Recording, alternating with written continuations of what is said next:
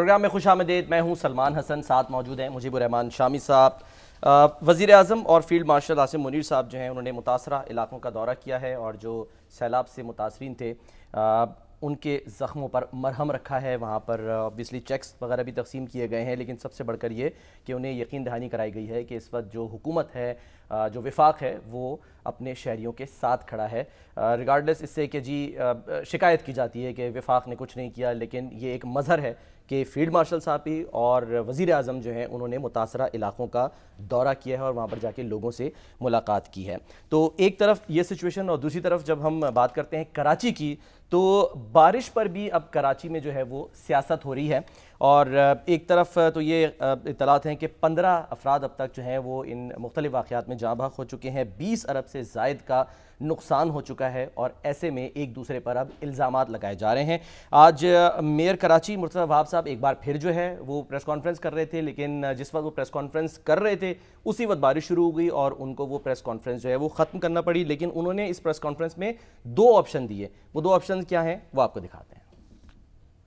ہمارے پاس 2 آپشنز ہیں. یا تو ہم ان موسمیاتی تبدیلیوں سے نمٹنے کے لیے اپنے آپ کو تبدیل کریں, اپنی روش کو تبدیل کریں, یا تنقید کریں. 40 ملی میٹر کراچی شہر کے نالوں کی کیپیسٹی ہے بارش کے پانی اٹھانے کی. 40 ملی میٹر سے زیادہ بارش ہوگی تو اس کا ایک سپل اوور افیکٹ آئے گا. 235 ملی میٹر اور 40 ملی میٹر میں 8 گنا ڈفرنس ہے. میں ہر بارش میں شہریوں سے گزارش کرتا ہوں کہ شہری غیر ضروری طور پر گھروں سے باہر نہ نکلیں. وفاقی حکومت نے ابھی تک اگر کوئی مدد کی ہے ہماری تو آپ بتا دیجیے. آج بھی اگر 1 روپیہ لگایا ہوا انہوں نے, یہ چھوڑ دیجیے, میں اس میں نہیں پڑھنا چاہتا. جو بھی چیلنج ہے, جو بھی ہے, وہ ذمہ داری ہے ہماری, اور ہم گراؤنڈ میں رہ کے, فیلڈ میں رہ کے انشاءاللہ اس ذمہ داری کو نبھائیں گے اور چیلنج کو انشاءاللہ اوور کم کریں گے.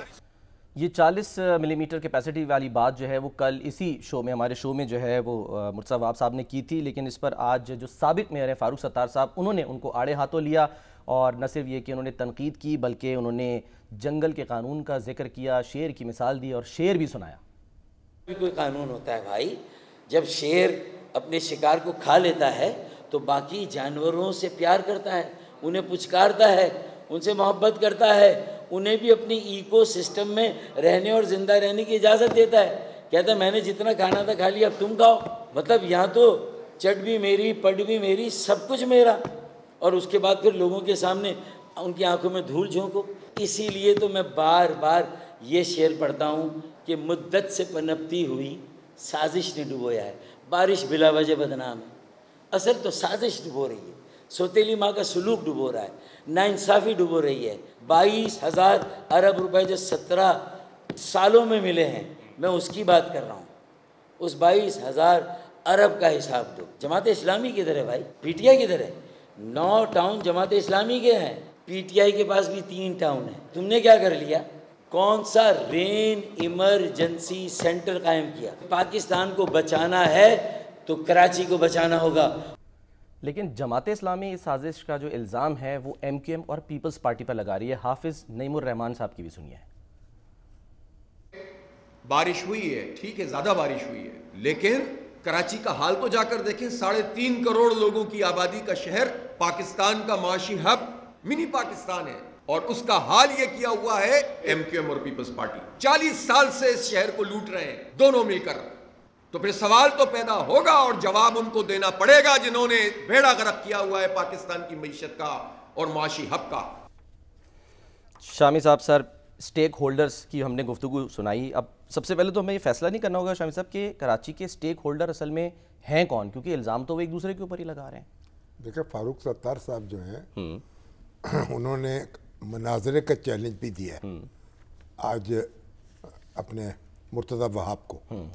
انہوں نے کہا ہے کہ اگر 40 ملی میٹر کی نکاسی کا انتظام ہے اور جو پائپیں ہیں, پائپس اتنی چوڑی ہیں, تو اس میں 400 ملی میٹر بھی بارش اگر ہو جائے تو وہ اخراج اس کا پانی کا ہو سکتا ہے, بشرطے کہ وہ صاف ہوں. وہ صاف ہوں. اور انہوں نے کہا کہ اس پہ میں مناظرہ کرنے کو تیار ہوں, آئیے مجھ سے ڈیبیٹ کر لیں. اگر نالے صاف نہیں ہوں گے تو پھر تو پانی کا نکاس نہیں ہوگا. لیکن جو مرتضی وہاب یہ کہہ رہے ہیں کہ 40 ملی میٹر جو ہے اس کا اخراج ہو سکتا ہے اور کیپیسٹی کم ہے نالوں کی، تو وہ ان سے اتفاق نہیں کیا انہوں نے. لیکن بہرحال اب یہ بحث انہوں نے یہ بھی کہا، دیکھیے وزیر اعظم نے فون کیا وزیر اعلیٰ کو، جی ہاں، اور وزیر اعلیٰ جو ہے اب انہوں نے کہا دیکھیے خالد مقبول صدیقی کو فون کیوں نہیں کیا، ان کو بھی فون کرنا چاہیے تھا، ان کے بات کرنی چاہیے تھی، وہ بھی اسٹیک ہولڈر ہیں. تو میرا خیال وزیر اعظم نے خالد مقبول صدیقی صاحب کو بھی فون کر لیا. اچھا، بات یہ ہے کہ اگر جو اب دیکھیے جو نظم حکومت ہے نا وہ تو اسی طرح چلے گا نا کہ ایک صوبائی حکومت ہے اور پھر کراچی میں بلدیاتی حکومت ہے، جو اس کے ذریعے ہی حکومت وفاقی حکومت کو مداخلت کرے گی یا کوئی امداد دے گی یا تعاون کرے گی. اس طرح تو نہیں ہو سکتا ہر چیز کو نظر انداز کر کے. اور وہ سیاست جو ہے اس پہ، اور جماعت اسلامی کے پاس 2 ٹاؤن ہیں، اور جماعت اسلامی کا کہنا یہ ہے کہ ہمارے جو 2 ٹاؤن ہیں اس میں آ کے دیکھ لیجئے ہماری کارکردگی کیا ہے. 3 ہے غالباً سر، وہ جو 3 ہیں. ہاں جی، تو بہرحال پی ٹی آئی کے پاس، جماعت اسلامی کے پاس بلکہ 9 ہیں، پی ٹی آئی کے پاس 3 ہیں. انہوں نے کہا ہمارے ٹاؤنز میں آ کے ہاں، ہماری آپ دیکھ لیں کارکردگی. تو اب یہ ہے کہ یہ تو بعد میں طے ہوتا رہے گا، جو کچھ ہو رہا ہے، جو کچھ ہو چکا ہے. ماضی میں بھی شامی صاحب الزامات لگتے رہے ہیں اس میں تو سر. کل شاید میں سن رہا تھا پیپلز پارٹی کے رہنما کہہ رہے تھے کہ جی بوریاں جو ہے نا وہ نکلتی ہیں نالوں سے، جان بوجھ کر نالوں کو خراب کیا جاتا ہے، ان کو یعنی کہ کلاک کیا جاتا ہے. اب بات یہ ہے کہ اب حکومت جو ہے پیپلز پارٹی کی ہے مسلسل، اب تیسرا ٹینور ہے، 17 سال ہو گئے وزیر اعلیٰ کا. تو اب مجھے بتائیں تیسرا ٹینور ہے نا، پیپلز پارٹی کی حکومت زیادہ ہے، جی ہاں، لیکن موجودہ وزیر اعلیٰ جو ہے وہ تیسرا ٹینور ہے ان کا. تو اب اتنے تسلسل کے ساتھ جب آپ کی حکومت ہے تو پھر جواب تو آپ سے طلب کیا جائے گا نا، بالکل، کہ بھائی یہ ڈرینیج کا سسٹم امپروو کیوں نہیں ہوا، آپ یہ سیف سٹی کیوں نہیں بن سکا، اور جو ٹرانسپورٹ سسٹم جو ہے کیوں بہتر نہیں ہو سکا. اور یہ 15 سال پہلے جو دعوے کیے جا رہے تھے آج بھی وہ کیے جا رہے ہیں، اور آج بھی اسی طریقے سے وعدوں پہ ٹرخایا جا رہا ہے. تو یہ سارے سوالات تو ہوں گے جن پہ جواب بھی دینا پڑے گا. تو اب یہ موقع جو ہے، اب اس موقع تو یہ ہے کہ اب اس وقت جو افتاد پڑ گئی ہے اس کا سامنا کیا جائے اور سب لوگ اپنی جان لڑائیں. سر سامنا تو کر رہے ہیں، لیکن اب وزیر اعلیٰ سندھ ہیں، وہ آج نکلے ہوئے تھے باہر، وہ دورہ کر رہے تھے، لیکن جب سوال کرتے ہیں تو وہ شہریوں پر برس پڑے. وہ کہہ رہے ہیں کہ جی ہم نے کل رات عام تعطیل کا اعلان کر دیا تھا، تو پھر یہ سڑکوں پر کیوں؟ ذرا سن لیں انہی کی زبانی کیا سوال ہوا اور کیا جواب دیا وزیر اعلیٰ سندھ نے. رات کو جب میں نے 12 کے بعد میٹنگ کی اور سب سے رائے لی، اور ہمیں کہا گیا کہ اگلے دن بھی تیز بارش ہونے کا امکان ہے. ہم نے کہا عام تعطیل کر دو. پہلے ہم نے اسکول بند کیے تھے، پھر ہم نے کہا عام تعطیل کرو. یہ عام تعطیل ہے جو آپ کو نظر آ رہی ہے؟ 15 منٹ، آدھا گھنٹہ بارش ہوئی ہے، ابھی آدھا گھنٹہ تقریباً بارش ہوئی ہے. سب دفاتر سے نکل کے گھروں کو جا رہے ہیں. اگر خدا نہ خواستہ بارش تیز ہو جائے ابھی تو یہ سب روڈ پہ پھنسیں گے. بارش کا پانی منٹوں میں تو نہیں نکلے گا. یہ آپ جب یہ روڈ پہ پھنسیں گے تو پھر ضرور انتظامیہ کو کہیں گے، حکومت کو کہیں گے. ہر ایک کو اپنا بھی احساس ہونا چاہیے. ہم نے جب عام تعطیل کا کہا تھا تو یہ سب لوگ جو نظر آ رہے ہیں آپ کو، آپ دیکھیں سینکڑوں کی تعداد میں گاڑیاں جا رہی ہیں، ان کو گھروں میں ہونا چاہیے تھا. آج ایسا لگ رہا ہے ذمہ داری کراچی والوں کی ہے، وہ باہر کیوں نکلے؟ نہیں دیکھیں نا، یہ بات تو اصولی درست ہے ان کی کہ جب تعطیل کا اعلان کر دیا گیا تو پھر لوگوں کو گھروں سے نہیں نکلنا چاہیے تھا. سر اتنا بڑا شہر ہے، لوگ بحالت مجبوری تو نہیں، نکلتے کوئی ہیں. بحالت مجبوری تو نہیں، ہر ایک کی مجبوری ہو گئی بھائی کہ افتاد پڑی ہے اور پانی جو ہے وہ آپ کا گھیراؤ کیے ہوئے ہے، کسی وقت بھی بارش برس سکتی ہے اور آپ کے لیے مشکلات پیدا کر سکتی. تو پھر آپ گھر سے نہ نکلے، بہت مجبوری میں نکلے. صحیح. تو کوئی ڈسپلن بھی تو آئے گا نا. کوئی ڈسپلن آپ ہر وقت ہم یہی کہیں گے. اب ٹھیک ہے حکمرانوں کی اپنی کوتاہیاں ہیں، اپنی غلطیاں ہیں، صحیح، اپنی لغزشیں ہیں، لیکن ہر شخص اپنی ذمہ داری کا بھی تو احساس کرے نا. ٹھیک ہے. اچھا سر، آپ نے ذمہ داری کی بات کی ہے. آج پرائم منسٹر صاحب جو ہیں، کیونکہ وہ جب دورہ کر رہے تھے تو انہوں نے جو ذمہ دار ٹھہرایا ہے وہ غیر قانونی قبضہ، ٹمبر مافیا، یعنی موسمیاتی تبدیلی جو ہے اس کے ساتھ ساتھ یہ بھی ذمہ داری ہے. ہم بات کرتے ہیں سر موسمیاتی تبدیلی کی. ہمارے ساتھ علی توقیر صاحب بھی موجود ہیں، انوائرمنٹ ایکسپرٹ ہیں، ان کو ہم ویلکم کرتے ہیں. السلام علیکم علی توقیر صاحب. السلام علیکم سر، بہت شکریہ آپ کا. علی توفیق صاحب، جی جی یہ فرمائیں ذرا کہ جو موسمیاتی یہ تبدیلیاں ہو رہی ہیں، آپ کے خیال میں یہ کب تک جاری رہیں گی اور کب تک ہم غیر یقینی صورتحال کا شکار رہیں گے؟ دیکھیے، یہ آپ کے سوال کے دو شارٹ آنسر ہیں. ایک تو یہ رہیں گی انڈیفینیٹلی، یہ ریورسیبل نہیں ہے، یہ اور زیادہ تیز ہوتی جائے گی. اور دوسری بات یہ کہ جو غیر یقینی صورت تھی وہ اب ختم ہو چکی ہے. یقینی صورت ہے، آپ کو پتا ہے کہ کلائمیٹ چینج کے امپیکٹ کیا ہوتے ہیں. تو اب غیر یقینی کی صورتحال اب ختم ہو چکی ہے. اب تو ہمیں اپنی تیاری کرنی ہے کہ جو کچھ یعنی اب ہمیں یقین کر لینا چاہیے کہ سب کچھ ہوگا، اس کے ساتھ ہی رہنا پڑے گا ہمیں. یعنی اب we'll have to learn to live with climate change. اچھا، اب آپ کے پاس چوائس نہیں ہے. آپ کے خیال میں پھر کیا کیا تدابیر ہمیں کرنی پڑے گی؟ دیکھیے، دو چیزیں ہیں، ایک ہے کلائمیٹ چینج اور ایک ہے گورننس. ٹھیک. آپ کے جتنے نقصانات ہو رہے ہیں سارے وہ گورننس کی وجہ سے. میں آپ کو اگزامپل دیتا ہوں. اگر کراچی میں ویسٹ مینجمنٹ نہیں ہے اور نالے بند ہوتے ہیں اس کی وجہ سے، تو وہ ویسٹ مینجمنٹ کا ایشو ہے، کلائمیٹ چینج کا ایشو نہیں ہے. ٹھیک ہے. اگر نالوں کو آپ نے وائڈن نہیں کیا، نیرو کر لیا اور اس کے اوپر پارکنگ لاٹس بنا دیے ہیں، تو یہ گورننس کا ایشو ہے، کلائمیٹ چینج کا نہیں ہے. ٹھیک ہے. اگر ہم نے اسٹارم کے جو پیسج ہے اور جو سیوریج کے پیسج ہے ان کو مکس کر دیا، ایک کر دیا، تو یہ گورننس کا ایشو ہے، یہ کلائمیٹ چینج کا ایشو نہیں ہے. سر، جو گورننس کے ایشو ہیں اس پر تو ہم آئیں گے، بھی ڈیٹیل سے بات بھی کر لیں گے، لیکن جو کلائمیٹ چینج کے ایشوز ہیں اس پر ہم چاہیں گے. یہ کلاؤڈ برسٹ پہلے اتنا زیادہ نہیں ہوتا تھا، ہم نے یہ اصطلاح بھی بہت سے لوگوں نے نہیں سنی. یہ پھر اچانک ایسا کیا ہوا ہے کہ کلاؤڈ برسٹ جو ہیں وہ بہت زیادہ اس کے واقعات ہونا شروع ہو گئے ہیں؟ سر، کلاؤڈ برسٹ جو ہے اس ملک میں ایک ہوکس بن گیا ہے. جو آپ کے اسٹیٹ کے فنکشنریز ہیں، بجائے اس کے یہ کہیں کہ we are not properly prepared, وہ کہتے ہیں جی کلاؤڈ برسٹ ہے، جیسے یہ کوئی خدائی آفت ہے، اس کا ہمارے پاس تو کوئی علاج نہیں ہے. Fact of the matter is کہ جو کلاؤڈ برسٹ ہوتا ہے اس کا بڑا لوکلائزڈ نقصان ہوتا ہے. اگر آپ مجھ سے پوچھیں کہ ٹورینشل رین ہو اور کلاؤڈ برسٹ ہو تو زیادہ ڈینجرس کون سی ہے، تو میں کہوں گا ٹورینشل رین. کراچی میں ٹورینشل رین ہوئی ہے نا. اچھا، تو نقصان اس کا ہے. جو کلاؤڈ برسٹ ہے وہ تھوڑے سے ایریا میں، جیسے یہ سمجھے پانی کا غبارہ، ایک دم سے پانی نیچے گرتا تو وہ وہاں پہ گرے گا، تو نیچے 50-100 گھر جو ہوں گے، لوگ رہتے ہوں گے، لائف اسٹاک جو ہوگا اس کو نقصان ہوگا. سر، اس کا دنیا نے کوئی حل بھی تو ڈھونڈا ہوگا، اور شاید ڈھونڈا بھی ہے، کیونکہ کئی ایسے علاقے جہاں پر ان کو یہ خدشات تھے کہ کلاؤڈ برسٹ ہو سکتا ہے، وہاں پر ایک طرح کی کلاؤڈ سیڈنگ کر کے، یعنی کہ جو ایک آرٹیفیشل طریقہ ہے اس کے ذریعے وہ پہلے سے ہی اس کا سدباب کر لیتے ہیں. تو کیا پاکستان میں ممکن نہیں ہے ایسا؟ یہ دیکھیں، یہ آپ نے ایئر پولوشن کے لیے بھی اس قسم کی چیزیں کرنے کی کوشش کی تھی. ہمیں ایسے ایکسپینسو سولوشن کے پیچھے نہیں بھاگنا چاہیے. دیکھیے، نیپال ہم سے غریب ہے، بنگلہ دیش ہم سے غریب تھا کسی زمانے میں. وہاں پہ تو اس کے لیے وارننگ کی ڈرلز کی جاتی ہیں. وہاں پہ لوگوں کے ہاتھ میں چھڑی ہوتی ہے، کھمبے بجا کے لوگوں کو وارننگ دیتے ہیں.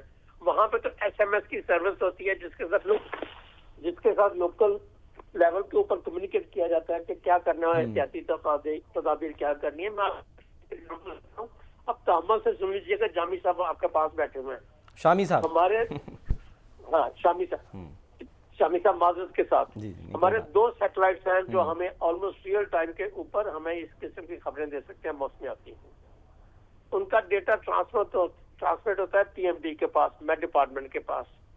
وہ ڈیٹا جو ہے آگے NDMA کو دیتے ہیں، NDMA آگے کنسرن گورنمنٹس کو یا ڈپارٹمنٹس کو دیتا ہے.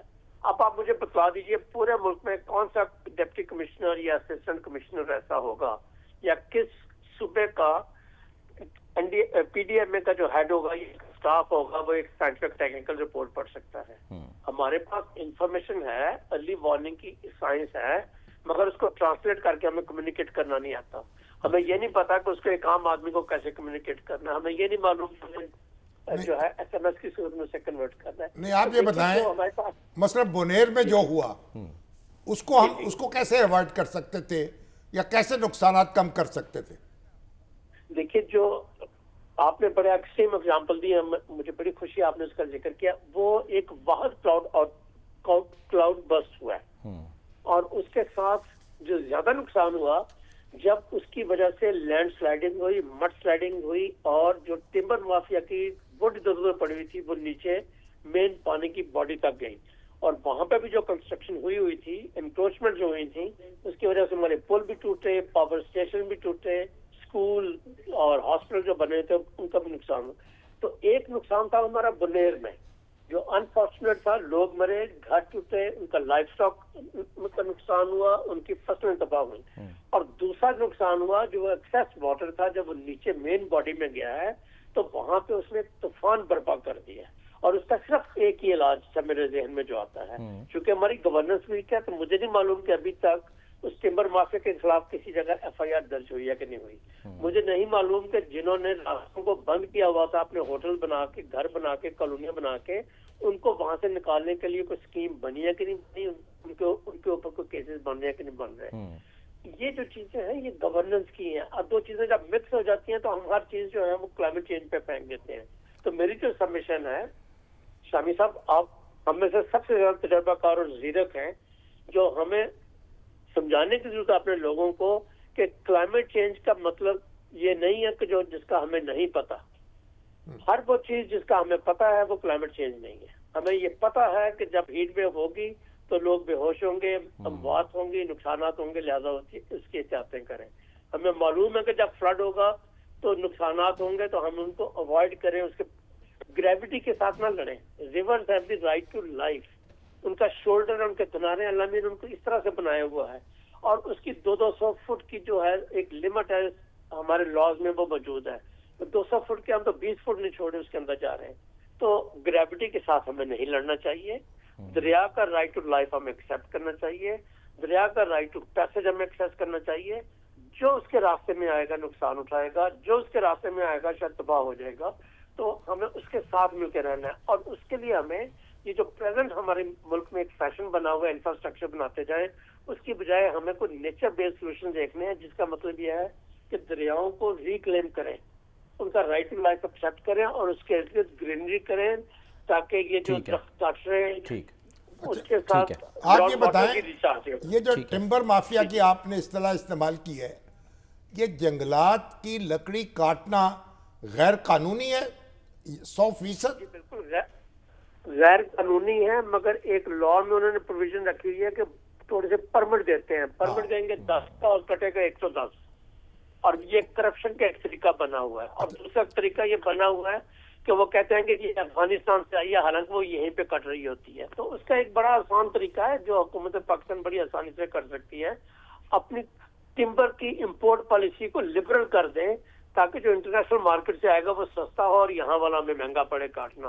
एक तरीका ये हो सकता है, और दूसरा ये हो सकता है कि जो काटते हैं गैर कानूनी काम करते हैं, उनका ताल्लुक पॉलिटिशियन के साथ भी है, उनका ताल्लुक ब्यूरोक्रेट्स के साथ भी है, उनका ताल्लुक लोकल एलीट के साथ भी है।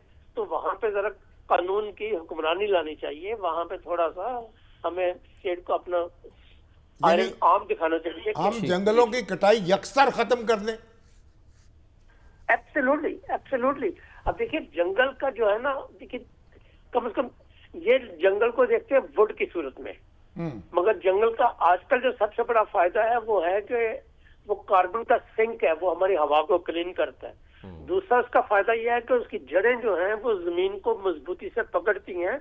आप देख रहे हैं स्वात वगैरह के दरिया हैं कितने मड्डी नजर आ रहे हैं, वो लैंड स्लाइडिंग और मड स्लाइडिंग से रोकते हैं।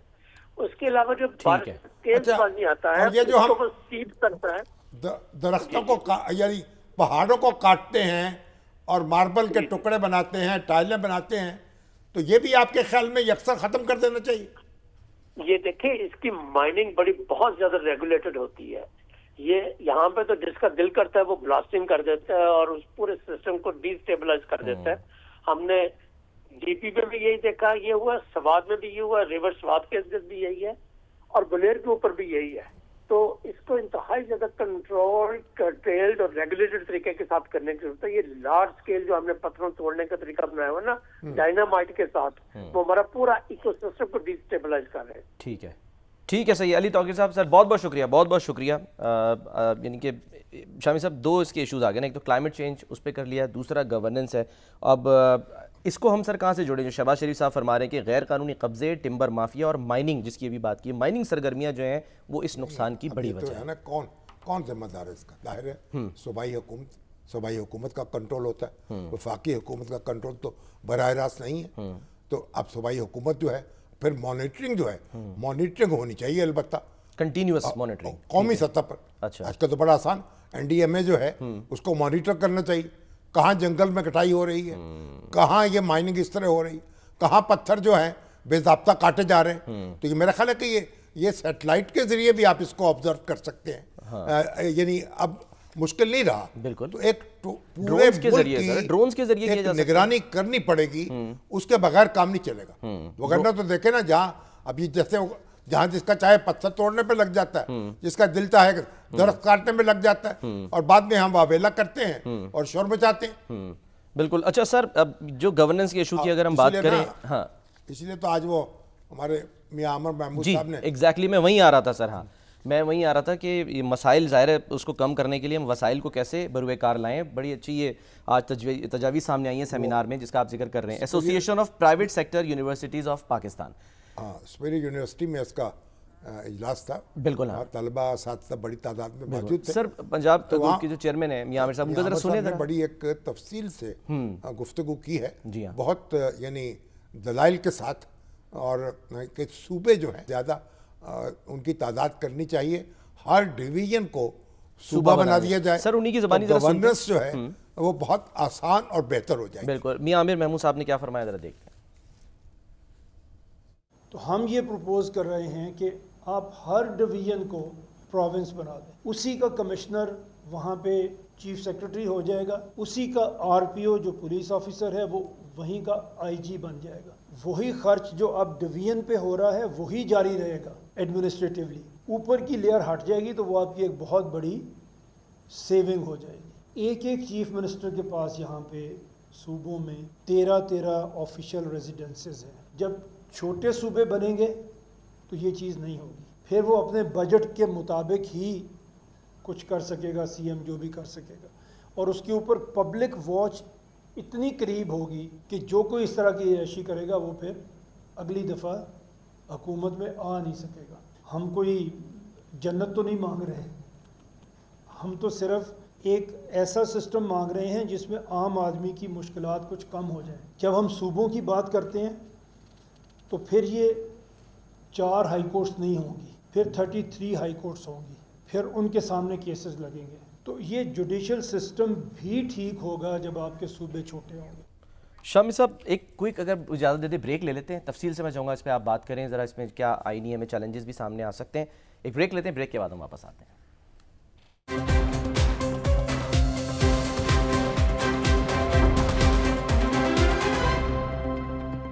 Welcome back. شامی صاحب, ایپسب کی جانب سے جو تجاویز دی گئی ہیں, سب سے امپورٹنٹ جو میں آپ سے پوچھنا چاہوں گا, چھوٹے صوبوں کا سر قیام کتنا فائدہ مند ہے ہمارے ملک کے لیے, اور یہ جو مسائل جس کا حکومتیں بھی رونا رو رہی ہیں, ہم بھی جس کے اوپر بات کر رہے ہیں, پریشان ہو رہے ہیں, کراچی میں کیا ہوا, KP میں کیا ہوا, کیا یہ مسائل پھر حل ہو سکتے ہیں, ہو سکیں گے؟ دیکھیں یہ تو بحث بڑی پرانی ہے. پاکستان جب بنا, وہ کہتے ہیں نا کہ صوبوں نے پاکستان بنایا یا پاکستان نے صوبے بنائے, یہ بھی تو بڑی بحث ہے. جی ہاں بالکل, آج اس کا ذکر ہوا. لیکن یہ ملی جلی بات ہے. اچھا, پاکستان نے صوبے بنائے ہیں اور صوبوں نے پاکستان بھی بنایا ہے. اچھا, مگر کیونکہ بنگال اور پنجاب یہ تو تقسیم ہو گئے نا, تو صوبے کہاں رہے؟ اگر یعنی پہلے تو اس لیے یہ صوبے اگر ان کی وحدت برقرار رہتی تو, اور یہاں مسلمان اکثریت میں تھے دونوں صوبوں میں, صحیح, پھر تو ہم کہتے ہیں کہ صوبوں نے پاکستان بنایا ہے. اچھا, تو ہم نے تو صوبے دونوں جو ہیں تقسیم کرنے پڑے. مسلم میجورٹی اور ہندو میجورٹی کے الگ الگ ہو گئے. ٹھیک ہے, اس لیے پھر پاکستان نے صوبے بنائے. اچھا, جو موجودہ پنجاب ہے اور جو اس وقت بنگال تھا, مشرقی بنگال, وہ تو پاکستان نے بنایا. بالکل. تو بہرحال ہم نے پہلے ریاستیں بھی تھیں, صوبے بھی تھے, اور اس کے بعد پھر ہم نے جب 56 کا دستور بنایا تو ایک یونٹ بنا دیا, سارے صوبے اکٹھے کر دیے. ٹھیک, یعنی ویسٹ پاکستان ایک یونٹ ہو گیا, ایک یونٹ ایسٹ پاکستان ہو گیا. ٹھیک, دونوں کے درمیان پیرٹی قائم کر دی. پھر جب یحییٰ خان کا مارشاء اللہ آیا تو اس نے صوبے ختم کر دیے, مشرقی پاکستان کیونکہ بنگلہ دیش بن گیا تو اس کے بعد انہوں نے صوبے جو تھی ختم کر دی اس دوران میں. اب وہ صوبے جب ختم ہوئے تو بجائے اس کے کہ وہ ریاستیں بھی بحال ہوتی اور یونٹ جو تھے زیادہ ہوتے, انہوں نے وہ 4 صوبے ریاستیں بھی ان میں داخل کر دی. تو بہاولپور ریاست والے تو اب تک شور مچا رہے کہ ہمارا الگ یونٹ ہونا چاہیے. اب وہ پہلے سے بڑے صوبے بنا دیے. اچھا, اب یہ بحث ہے. اب 1973 کا دستور جو ہے نا, اس میں نیا صوبہ بنانا جو ہے اس کو بڑا پیچیدہ کر دیا گیا. پہلے تو جس صوبے کی اسمبلی یہ کام کرے اس کو 2/3 میجورٹی سے ایک قرارداد منظور کرنی پڑے گی نئے صوبے کے حق میں. پھر اس کے بعد سینٹ اور قومی اسمبلی کی 2/3 اکثریت جو ہے, یعنی جس طرح کانسٹیٹیوشنل امینڈمنٹ ہوتی وہ امینڈمنٹ ہوگی. اچھا, تو اب یہ جب انڈیا میں تو جو ایک لوک سبھا ہے نا, اس کا ایک سمپل ریزولوشن وہ نیا صوبہ تخلیق کر دیتا ہے. ٹھیک ہے, تب بھی انہوں نے پنجاب کے 3 ٹکڑے کر دیے, یعنی ان کا جو پنجاب تھا اس میں سے ہماچل پردیش نکال دیا, ایک ہریانہ نکال دیا. تو پاکستان میں لیکن اب یہاں کیا ہوا, یہاں کی جمہوریت انوکھی ہے. یہاں لوکل باڈی سسٹم نہیں بننے دیا سیاسی جماعتوں نے, لیکن ہماری سیاسی جماعتوں نے, ہمارے حکمرانوں نے. ڈکٹیٹرز تو جب بھی آئے انہوں نے ان کو مضبوط کیا. 18ویں ترمیم کے بعد ہو گیا کہ ایک پاور سینٹر تھا پہلے اسلام آباد, اب ہو گئے 5 پاور سینٹر. صحیح, ہر صوبے کا حکمران جو ہے نا وہ اپنی جگہ فن خان بن گیا اور نیچے اقتدار منتقل نہیں ہوا, نچلی سطح. اب لوکل باڈیز یہاں موجود نہیں ہیں. تو یہاں گورنرز کے شدید مسائل ہیں سر. لیکن سوال جنرل ضیاء الحق کے دور میں ایک مولانا ظفر احمد انصاری کی قیادت میں ایک کانسٹیٹیوشنل کمیشن بنا تھا. اچھا, اس کمیشن نے بھی یہ سفارش کی تھی. ابھی نصیر احمد سلیمی صاحب کا بھی مجھے فون آیا کراچی سے, اچھا, انہوں نے یاد کرایا. انہوں نے کہا تھا کہ نئے صوبے بنائے جائیں. جنرل ضیاء الحق جو تھے وہ بھی وہ اس رپورٹ تھی کانسٹیٹیوشن کمیشن کی کہ صوبے نئے بنائے جائیں. ٹھیک ہے. اب لیکن جنرل ضیاء الحق اس پہ عمل نہیں کر سکے. اب یہ ایک ڈیبیٹ جو ہے موجود ہے, اور آج میاں عامر محمود صاحب نے بڑے پرزور انداز سے اس کو پیش کیا ہے, اس موقف کو. انہوں نے اس پہ کتاب بھی لکھی ہے. جی ہاں, اور آج پورے دلائل دیے انہوں نے. سر مثال یہ بھی نا کہ بڑی دنیا میں بحث کا آغاز اس پہ ہو جانا, دنیا میں جہاں بادشاہت رہ گئی ہے وہاں پر بھی جمہوریت کی پاسداری ہو رہی ہے. ہمارے یہاں تو چلے ایک سسٹم ہے نا, جمہوریت کی پاسداری نہ بھی کہیں, عوامی رائے کی پاسداری ہو رہی ہے. یعنی کانسٹیٹیوشنل مونارکیز بن چکی ہیں نا, اور وہاں عوامی رائے جو ہے. اصل بات یہ جمہوریت کیا ہے, عوام کی فلاح کا ایک ذریعہ ہے نا. بالکل. تو عوام کی فلاح جو ہے, عوام کو آپ اختیار ہی نہیں دیتے by the people for the people اپنے مسائل حل کرنے کا. تو ایک انہوں نے ایک ڈیبیٹ جو ہے اس کا بڑے مؤثر انداز میں آغاز کیا ہے. میں خیال اس کے اوپر ایک بحث جاری ہونی چاہیے اور اس بات کا جائزہ لینا چاہیے تاکہ ایک وسیع تر اتفاق رائے پیدا ہو سکے اور ہم اپنے ملک کو انتظامی طور پر بہتر طریقے سے گورن کر سکیں. ٹرینڈ رہا ہے سیاسی جماعتوں کا, آپ کو لگتا ہے کہ وہ اس کو سیریس لینا تو چاہیے, لیکن کیا لیں گی سیاسی جماعتیں اس معاملے کو سیریس؟ یہ تو کوشش کرنے کی بات ہے نا, اور ڈیبیٹ کرنی چاہیے. ہر سیاسی جماعت کو نظر آ رہا ہے. میرا خیال عمران خان صاحب تو ایک زمانے میں اس کے حق میں تھے, اب پتہ نہیں اب اس کے بعد اب ان کی رائے کیا ہوگی. لیکن یہ ہے کہ وہ تو بڑے با اختیار بلدیاتی اداروں کے بھی حق میں تھے, اور اس کو کہتے بھی رہے کہ ہم نے کے پی کے میں قائم کر دی. لیکن پھر وہ وہاں تو صورت یہ ہوئی کہ جب ان کی جماعت ہار گئی بلدیاتی الیکشن وہاں, یا اس کو نقصان پہنچا, تو پھر وہ اختیارات نیچے منتقل نہیں ہوئے.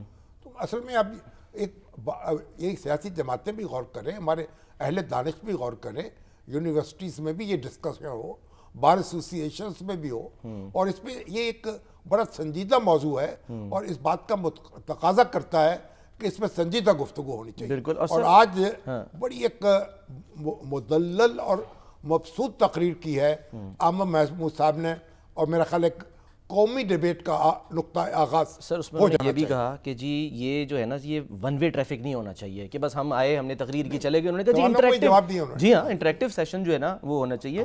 سر سیاسی جماعتوں کا تو اپنا فائدہ ہے, عدالتی سسٹم کی وہ شکایت کرتی ہیں, ان کا بھی ایجوکیشنل سسٹم جو ہے وہ بھی ٹھیک جو ہے نا وہ ہو جائے.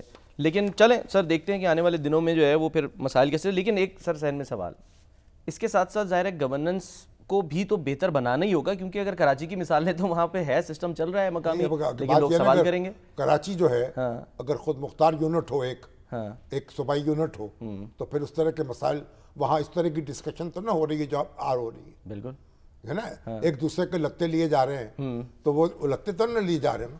تو یہ ایک جو چھوٹے یونٹس ہیں اس میں انتظام میں سہولت تو ہوتی ہے. اس سے اس میں ایک بڑا میرا خیال ہے کہ یہ آج ایک سنجیدہ بحث کا آغاز ہو گیا ہے، اسے جاری رہنا چاہیے اور آگے بڑھانا چاہیے. ٹھیک ہے، چلیں سر ہم بھی جو ہے وہ آگے بڑھتے ہیں اور ذرا ذکر کر لیتے ہیں کہ ایک تو خان صاحب نے محمود خان اچکزئی صاحب کو جو ہے وہ قومی اسمبلی میں اپوزیشن لیڈر کر دیا ہے. ہاں جی، اور ایک بات اور سن لیں کہ ہمارے مرتضیٰ سولنگی جو ہے سابق نگران وزیر اطلاعات، ان کو جناب صدر پاکستان نے اپنا ترجمان مقرر کر دیا. جی ہاں، تو سولنگی صاحب ماشاءاللہ بڑے ڈھنگ کے آدمی ہیں، ریڈیو پاکستان کے ڈی جی رہے اور پھر یہ جناب نگران وزیر رہے اور بہت بڑی اچھی خبر ہے. اور میرا خیال ہے سولنگی صاحب کی کو جتنی خوشی ہوئی ہوگی اتنی ہمیں بھی ہوئی. فرحت اللہ بابر صاحب سر میرے خیال ہے پہلے تھے نا. فرحت اللہ بابر صاحب نہیں ہے اب یہ مرتضیٰ سولنگی صاحب جو ہیں یہ فرائض ادا کریں گے. ٹھیک ہے. اچھا سر جی، اور ایک بات اور سن لیں. جی. اب سار عالم صاحب ہمارے جو پیمرا کے سابق چیئرمین اور ہمارے بہت اب عزیز ساتھی ہیں ہمارے میڈیا کے اور سماج کے اینکر پرسن ہے سینئر. جی ہاں، ان کی والدہ محترمہ کا انتقال ہو گیا. اللہ تعالیٰ ان کی مغفرت فرمائے. اور اب ماں کا تو کوئی نہ متبادل ہے نہ ہو سکتا ہے. اللہ تعالیٰ ان کو یہ غم برداشت کرنے کی توفیق بخشے. اب آپ چلیں. آمین. اچھا سر میں بس اب یہ پوچھنا چاہ رہا تھا، ایک طرف تو ہم دیکھ رہے ہیں کہ وہ محمود خان اچکزئی صاحب ان کو اپوزیشن لیڈر اور سینٹ کے لیے جو ہے وہ اعظم سواتی صاحب کو نامزد کر دیا ہے سلمان اکرم راجہ صاحب. پہلی بات تو مجھے سمجھ میں نہیں آ رہی نا کہ پاکستان کی تاریخ میں پہلی بار ہو رہا ہے کہ زیریں عدالت کا فیصلہ ہے اور اس کو اس طریقے سے نافذ کیا جا رہا ہے اور ابھی تک ہائی کورٹ میں کوئی اپیل کا ہے اس کی سماعت کی نوبت نہیں آئی. ایک بڑی ایک بوجھل دل سے میں یہ بات کر رہا ہوں اور یہ کوئی اچھی روایت قائم نہیں ہو رہی. سر لیکن پی ٹی آئی کیا کرے اس میں؟ تو ظاہر سی بات ہے کہ کیونکہ الیکشن کمیشن نے جلدی دکھا دی نا. پی ٹی آئی تو اس میں وکٹم ہے.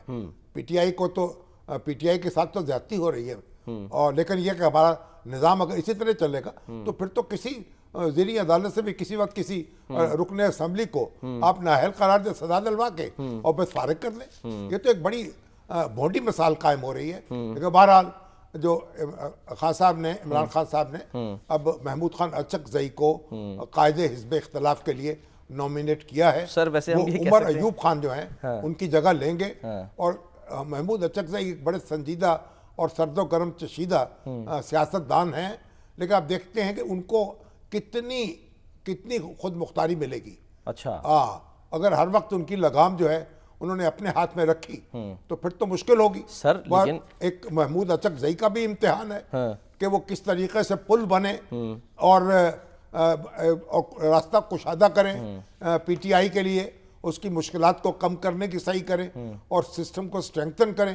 اور خان صاحب کا بھی امتحان ہے کہ وہ ان کو کام کرنے کا موقع دیں. اس کو کیا کہیں گے شامی صاحب؟ قسمت کی ستم ظریفی کے ایک اور یو ٹرن ہی ایک طرح کا لینا پڑ گیا. یاد ہے آپ کو کہ وہ کیسے نقلیں بھی اتارا کرتے تھے خان صاحب دوپٹہ اوڑھ کے؟ وہ دوپٹہ نہیں، ہاں لیکن چادر اوڑھ کے. ہاں میں کیونکہ آپ تو ماشاءاللہ نوجوان ہیں نا تو آپ اس طرح کے فکر کچھ کر سکتے ہیں. سر میں تو یاد دلا رہا ہوں صرف. میں تو مجھے ذرا گریز ہوتا ہے. اچھا محمود اچکزئی تو میرے سر ماضی کو بھولنا تو نہیں چاہیے نا، ماضی کو تو ہمیں یاد رکھنا چاہیے. ماضی کو یاد رکھنا چاہیے لیکن یہ نہیں ہے کہ آپ کسی کی شادی کے موقع پہ جائیں تو اس کے جناب جو فوت ہو چکا ہو عزیز اس کو تعزیتی قرارداد پیش کرنا شروع کر دیں. وہاں کو موقع محل بھی دیکھتے ہیں نا. تو محمود اچکزئی میرے تو ہم اثر ہیں تو اس لیے میں تو ذرا احتیاط سے بات کر رہا ہوں. اور اعظم سواتی جو ہیں وہ اگر سینٹ کے قائد حزب اختلاف بن جائیں وہ ہمارے جو ہیں شبلی فراز کی جگہ وہ بیچارے دل کا دورہ پڑا ایک ان کو اور ان کا آپریشن ہوا اور اب اس کے بعد ان کے یہ ستم کہ وہ اپنی سیٹ سے محروم ہو گئے. تو بہرحال یہ جو تاریخ میں یہ ساری باتیں جو ہیں سیاہ دھبوں کے طور پر یاد رہیں گی. سر ایک جو ڈیولپمنٹ ہوئی ہے وہ یہ کہ ایک تو آج جو سیاسی کمیٹی ہے اس کا اجلاس ہونے جا رہا ہے رات 9 بجے. سلمان اکرم راجہ صاحب جو ہے وہ بتا رہے تھے اور وہ کہہ رہے تھے کہ جو ضمنی انتخاب ہونا ہے نا اس میں ظاہر ہے نام تو سامنے آ گئے ہیں بہت سے لوگوں کے. وہ بھی اس میں بھی الیکشن کی تیاری ہو رہی لڑنے کی. جی وہ فیصلہ سیاسی کمیٹی پہ چھوڑ دیا ہے, ورنہ پہلے تو خان صاحب نے یہ کہا تھا کہ جی اس میں تو جانا ہی نہیں چاہیے کیونکہ ہمارے ساتھ زیادتی ہوئی ہے, بڑی محنت کی تھی ان لوگوں نے. لیکن اگر اب سیاسی کمیٹی سر فیصلہ کر لیتی ہے تو اس کا مطلب یہ کہ یہ پہلا ایک ڈیسیشن ہوگا جو خان صاحب نے خود نہیں لیا اور سیاسی کمیٹی پہ چھوڑ دیا. چلیے وہ یہ چاہتے ہوں گے نا کہ سیاسی کمیٹی اس طرح کا فیصلہ کر لے. اچھا, تو ان کو بہت سے فیصلے سیاسی کمیٹی پہ چھوڑ دینے چاہیے. جتنا پی ٹی آئی نارمل ہوتی چلی جائے گی اور پولیٹیکل پروسیس میں ایک حصہ لیتی چلی جائے گی, اس کی مشکلات میں کمی ہوتی جائے گی. تو سر پھر مذاکرات جو ہونے ہیں, کیونکہ ہمیں آج اشارہ ملا ہے یہ بیرسٹر عقیل صاحب نے, جی انہوں نے کہا ہے کہ مذاکرات شروع ہو سکتے جلد متوقع ہیں, لیکن خان صاحب کی جو رہائی ہے وہ ایجنڈے پہ نہیں ہے. چلیے وہ تو رہائی تو ہوتی رہے گی, اپنا مقدمہ وہ لڑتے رہیں گے. باقی جو اور معاملات ہیں, اب دیکھیے کئی ایسی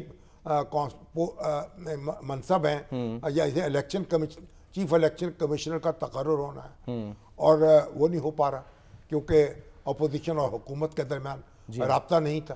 اور اب جو تو قانون بن چکا ہے کہ جب تک نئی تقرری نہیں ہوگی پرانے موجود رہیں گے. تو کمیشن کے ارکان کا, چیف الیکشن کمشنر کا اور بعد دوسرے منصبدار جو ہیں ان کا بھی تقرر ہونا ہے. تو اگر پھر یہ ہے کہ جو شکایات ہیں پی ٹی آئی کی ان پر بھی غور ہوگا. یعنی جو ان کے کارکن جو ہیں ان کے ساتھ زیادتیاں ہوئی ہیں یا ان کو پولیس نے تشدد کا نشانہ بنایا, یہ ساری باتیں جو ہیں ان کا جائزہ لینا چاہیے اور ان کی اچکشوئی ہونی چاہیے. ایک اور جو نئے انتخاب, بنیادی فوکس یہ ہے کہ جب نئے انتخابات کا مرحلہ آئے تو پھر ایک بڑا اس کے انتظام و انسلام پر اتفاق ہونا چاہیے تاکہ پھر اس کے نتائج پر کوئی الجھاؤ نہ ہو. جیسے رانا ثناء اللہ سر کہتے ہیں نا کہ رانا ثناء اللہ کو بھی ڈائیلاگ سے آگے جو ہے وہ بڑھتی ہے, ان کو ٹکٹ مل گیا. ہاں جی, اب وہ یعنی آپ سینیٹر بن جائیں گے. جی ہاں, اور بہت جلد, اور اس کے بعد پھر میرا خیال وزیر بن جائیں گے. اعجاز چودھری صاحب کی اہلیہ کو جو ہے وہ پی ٹی آئی نے دے دیا ہے. کن کا؟ اعجاز چودھری صاحب جو سینیٹر جن کے, ان کی اہلیہ کو ٹکٹ دے دیا نا کہ پی ٹی آئی جو سینیٹ کی جو نشست ہے. جی ہاں, پی ٹی آئی. اب تو اصل میں ہوگا نا کہ اب تو پوری سینٹ جو ہے نا وہ ووٹ دے گی نا, سوری پوری صوبائی اسمبلی. جی ہاں ایگزیکٹلی, پہلے تو اسمبلی جب انتخاب ہوتا ہے سینٹ کا متناسب نمائندگی کی بنیاد پہ ہوتا ہے. بالکل, اس لیے میجورٹی پارٹی جو ہوتی ہے وہ ساری نشستیں نہیں لے کے جا سکتی. لیکن اب جو ضمنی انتخاب ہے, ایک سیٹ کا انتخاب ہوگا تو پھر جو میجورٹی پارٹی ہے اس کو فائدہ ہوگا. اور اگر کٹھا انتخاب ہوا 2 نشستوں کا تو 3 نشستوں کا, تو پھر اس میں پی ٹی آئی کہ کوئی مل سکے گی. ٹھیک ہے, دیکھتے ہیں وہ سر 18 تاریخ کو جو ہے وہ بھی ہے جو این اے 66 اور این اے 129 میں انتخاب ہونے جا رہا ہے. اس کے لیے بھی بلال فاروق تارڑ صاحب جو ان کو ٹکٹ دیا ہے این اے 66 وزیر آباد سے, وہ بھائی ہیں عطا تارڑ صاحب کے, پہلے بھی وہاں سے جو ہے وہ جیت چکے ہیں, 1 لاکھ ووٹ انہوں نے لیے تھے. پھر اسی طرح حافظ میاں نعمان صاحب ہیں پی ایم ایل این کے, ان کو جو ہے وہ ٹکٹ ملا ہے. کس کے پاس ہے ٹکٹ؟ حماد اظہر صاحب کے پاس نا, 129. ہاں جی, لڑ سکیں گے. جی سر, ابھی تک تو یہ ہے. تو بہرحال یہ دیکھتے ہیں سر, ایک جو اشارہ ملا ہے میں چاہ رہا ہوں آپ اس پہ ذرا کامنٹ کر دیں کہ بیرسٹر عقیل ملک صاحب کہہ رہے ہیں کہ 9 مئی کے لیے جو عدالتی کمیشن کا مطالبہ ہے پی ٹی آئی کا, اس پر پی ٹی آئی ہمیں قائل کرے. تو اس کا مطلب ہے سر آپشن کھلی ہے, دروازہ کھلا ہے, یہاں پر بھی کچھ نہ کچھ ہو سکتا ہے, آپ کو لگتا ہے؟ یعنی کہ 9 مئی کے لیے عدالتی commission per P T I ہمیں قائل کرے. ایک لائن سر پہ بریک لے, قائل کر لے. یہ جو این اے 129 ہے نا, اس سے اسد کلوار صاحب جو ہیں پی ٹی آئی کے, وہ بھی ایک الیکشن میں امیدوار ہیں. بالکل, اگر حماد اظہر نہ لڑ سکے ٹھیک ہے تو پھر وہ اسد کلوار صاحب جو ہیں ٹھیک ہے سر میدان میں ہوں گے. ٹھیک ہے, بریک لیتے ہیں, بریک کے بعد واپس آتے ہیں.